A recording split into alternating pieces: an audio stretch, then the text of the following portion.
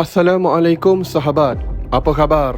Harapnya semuanya sihat dan sentiasa bersemangat. Hari ini kita akan menceritakan kisah sejarah penubuhan tentera darat, mengimbau sejarah penubuhan tentera darat yang ditubuhkan pada 1 Mac 1933 bermula dengan kekuatan satu kompani percubaan terdiri dari 25 anak Melayu yang ketika itu diragui kebolehan mereka oleh pihak British.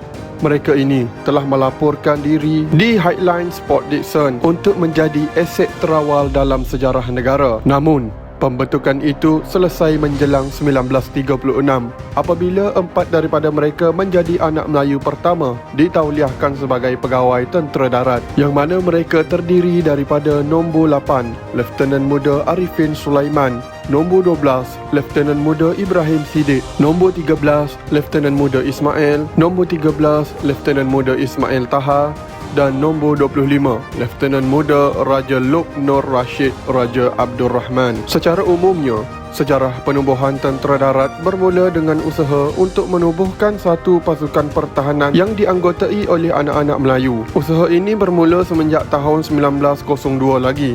Banyak perbincangan oleh raja-raja Melayu dan penasihat-penasihat British telah dijalankan bagi mewujudkan pasukan ini. Dalam tahun 1913, almarhum Duli Yang Maha Mulia yang di-Pertuan Besar Negeri Sembilan, Tunku Muhammad Ibni Yam Tunku Antah, almarhum Duli Yang Maha Mulia Sultan Perak Sultan Alang Iskandar Shah, almarhum Raja di Hilir Perak Raja Ser Culan dan Allahyarham Undang Rembau, Datuk Abdul Wahab Haji Damat telah menyuarakan hasrat menubuhkan pasukan askar Melayu. Hasrat raja-raja ini telah menjadi kenyataan apabila di dalam persidangan Majlis Mesyuarat Persekutuan pada 23 Jan 1933, Rang Undang-Undang Askar Melayu telah diluluskan dan dikenali sebagai Undang-Undang Nombor 11 bagi menyahut seruan untuk mempertahankan Ibu Pertiwi. Lebih dari 1,000 pemuda-pemuda Melayu dari pelosok tanah air telah tampil menawarkan khidmat mereka. Tetapi hanya 25 orang sahaja yang berjaya dipilih sebagai pengasas kompani percubaan pasukan askar Melayu. Skuad pertama ini telah menjalankan latihan dengan gigih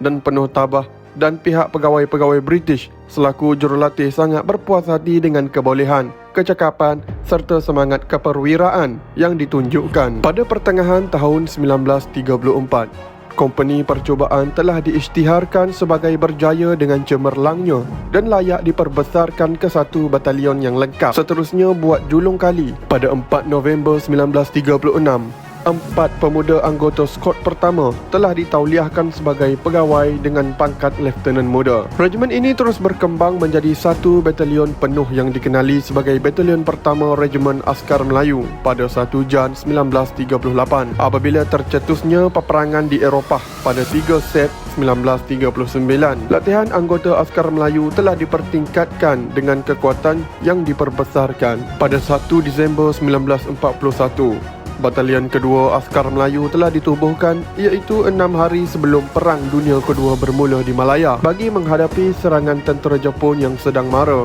Kompani A, Batalion kedua adalah unit askar Melayu pertama menentang tentera Jepun yang mendarat di Pantai Cinta Berahi yang sekarang namanya ialah Pantai Cahaya Bulan di Kelantan pada 8 Disember 1941. Kedua-dua batalion ini menunjukkan kebolehan mereka dalam peperangan menentang tentera Jepun. Kekuatan tentera Jepun yang berlipat ganda telah memaksa kompani tersebut berundur ke Kuala Krai dan seterusnya Singapura. Di Singapura, batalion pertama dan kedua askar Melayu telah berjuang bersama tentera British menentang kemarahan musuh. Askar Melayu telah berjuang dengan penuh semangat di sekitar kawasan Pasir Panjang, Buona Vista, Labrador dan Alexander. Pada zaman darurat juga, Angkatan Tentera telah melihat penubuhan pasukan berbilang bangsa iaitu Regimen Persekutuan dan Skuadron Kereta Perisai pada tahun 1952. Salah satu peristiwa yang sukar dilupai dalam sejarah tentera darat ialah peristiwa tindakan tentera Jepun menawan Bukit Candu yang dipertahankan oleh Platoon nombor 7 Kompani C. Batalion pertama Askar Melayu yang diketuai oleh Lieutenant Adnan Saidi, tentera musuh setelah gagal dalam percubaan yang pertama mengulangi serangan dengan kekuatan yang berlipat ganda. Di dalam pertempuran yang sengit ini, anggota Platoon Nombor 7 telah berjuang dengan semangat yang gigih tanpa mengaku kalah. Lieutenant Adnan sendiri mengendalikan senjata Lewis machine gun dan mara untuk memberi semangat dan perangsang. Walaupun mengalami kecederaan, namun beliau telah menunjukkan semangat untuk terus berjuang hingga ketitisan darah terakhir. Akhirnya tentera musuh telah berjaya menawan Bukit Candu dan Lieutenant Adnan telah ditikam dengan bayonet serta mayat beliau digantung kepala ke bawah di sebatang pokok. Selepas tentera Jepun menyerah kalah kepada pihak British pada 15 Ogos 1945, telah terjadi kekosongan kuasa di tanah Melayu, terutama sekali di kawasan-kawasan pendalaman. Kontijen pertama tentera British hanya tiba di tanah Melayu pada tanggal 3 September 1945. Ini disusuli dengan ketibaan tentera British di Singapura pada 8 September 1945 dalam tempoh masa 7 hari selepas penyerahan tentera Jepun. Berikutan kekosongan kuasa pada waktu itu, anggota-anggota Malayan People Anti-Japanese Army yang merupakan cawangan Parti Komunis Malaya telah keluar dari hutan-hutan dan mula menunjukkan kekuatan dan kuasa mereka. Ramai orang-orang Melayu dan tidak lupa juga individu-individu berbangsa Cina dan India telah disiksa dan dibunuh dengan kejam, terutama sekali individu-individu berbangsa Melayu yang telah bertugas sebagai anggota polis di bawah pihak berkuasa Jepun. Anggota-anggota komunis telah bertindak dengan zalim dan melulu. Tiada langsung perasaan belas kasihan yang ditunjukkan terutama sekali pada mereka-mereka yang disyaki tidak sehaluan dengan perjuangan mereka. Pembunuhan 3 orang pengurus ladang berbangsa Eropah di Sungai Siput, Perak pada tahun 1948 telah menyebabkan kerajaan persekutuan mengisytiharkan darurat di seluruh kawasan tanah Melayu. Sebulan kemudiannya, PKM telah diharamkan.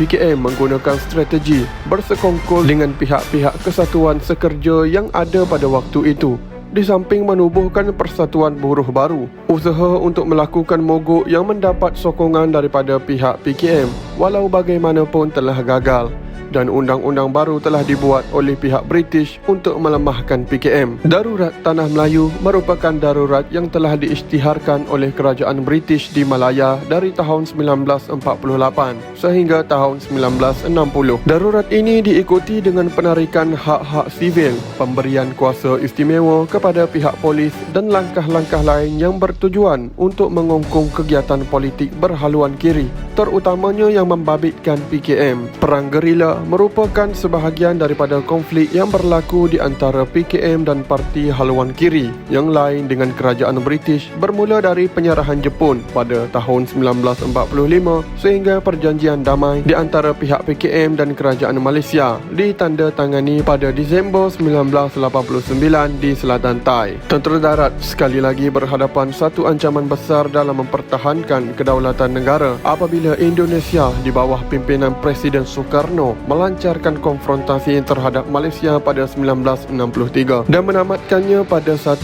Jun 1966.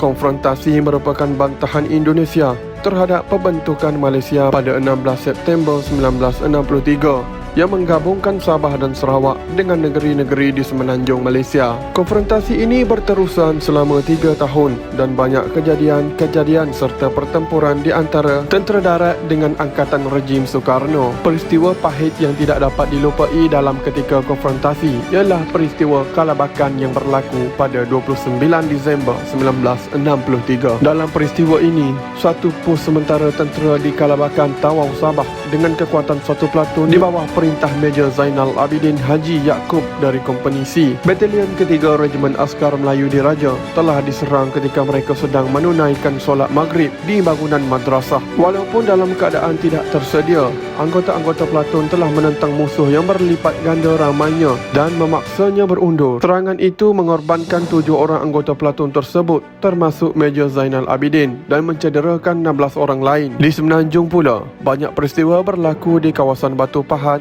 Pontian, Kota Tinggi dan Labis dalam negeri Johor. Di kawasan ini, angkatan musuh telah menyusup masuk melalui pantai. Mereka juga dapat masuk melalui udara dengan payung terjun di Labis pada 1 September 1964. Semua penyusupan ini dapat dipatahkan oleh tentera darat dalam beberapa hari sahaja kerana pihak musuh langsung tidak dapat sokongan atau bantuan rakyat tempatan.